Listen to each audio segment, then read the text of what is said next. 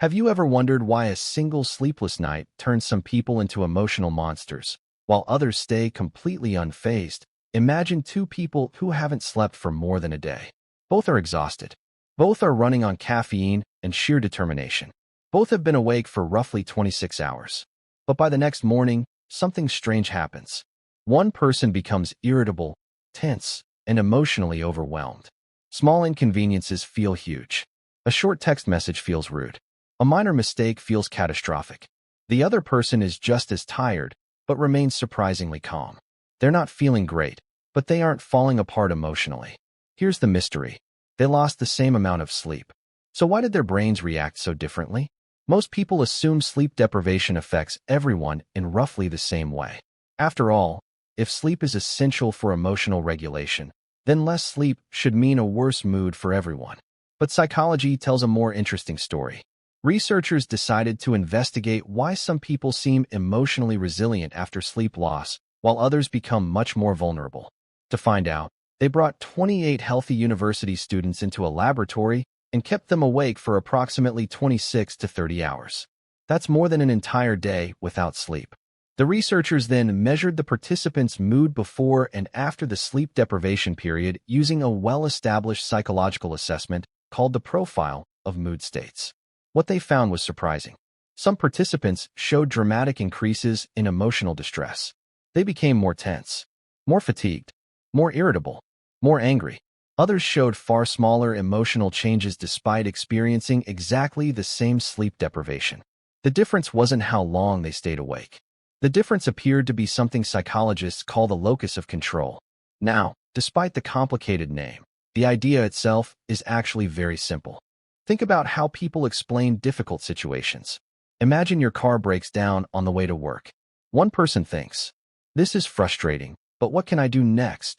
Maybe they call a mechanic, find another route, or start looking for a solution. Another person thinks, "Why does this always happen to me? There's nothing I can do." Same problem, completely different mindset. Psychologists refer to these tendencies as internal and external locus of control. People with an internal locus of control generally believe their actions influence what happens in their lives. When something goes wrong, they focus on the part of the situation they can influence. People with an external locus of control are more likely to view outcomes as being driven by luck, circumstances, fate, or other people. When something goes wrong, they often focus on forces outside their control. Importantly, neither perspective is entirely right or wrong. Life contains both personal responsibility and uncontrollable events. But these beliefs seem to matter when the brain is under stress. And sleep deprivation is a major form of stress. In the study, participants with a stronger external locus of control showed a large increase in overall mood disturbance after losing sleep. They reported significantly more tension, anger, and fatigue. In contrast, participants with a stronger internal locus of control showed no significant increase in overall mood disturbance. They still felt tired. Their bodies still needed sleep. But emotionally, they remained much more stable. The researchers concluded that locus of control plays an important role in determining how strongly sleep deprivation affects mood. In other words, a sense of control may act as a psychological buffer, not a shield, not a superpower, just a buffer that helps reduce some of the emotional damage caused by sleep loss. And this idea becomes even more interesting when we look at other research. Scientists have found that sleep deprivation doesn't affect everyone equally. For example, people with higher levels of depressive symptoms often become more socially mistrustful when sleep deprived. Older adults generally show smaller increases in negative mood after sleep loss compared to younger adults. Even habitual sleep quality appears to matter. Surprisingly, people who normally sleep very well sometimes show stronger negative emotional reactions to total sleep deprivation than those who are accustomed to poorer sleep. The bigger picture is that sleep deprivation interacts with who you already are, your habits, your beliefs, your emotional patterns, your psychological strengths and vulnerabilities.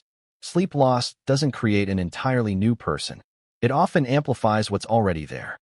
So what does this mean for everyday life? First, none of this suggests that mindset can replace sleep. Sleep remains one of the most important biological needs the brain has.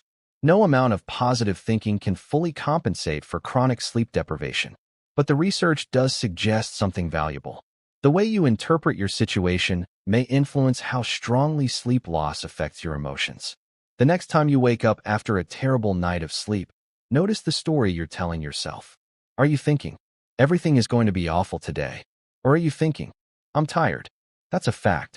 But how I respond to the day is still partly within my control. The first thought can make exhaustion feel even heavier.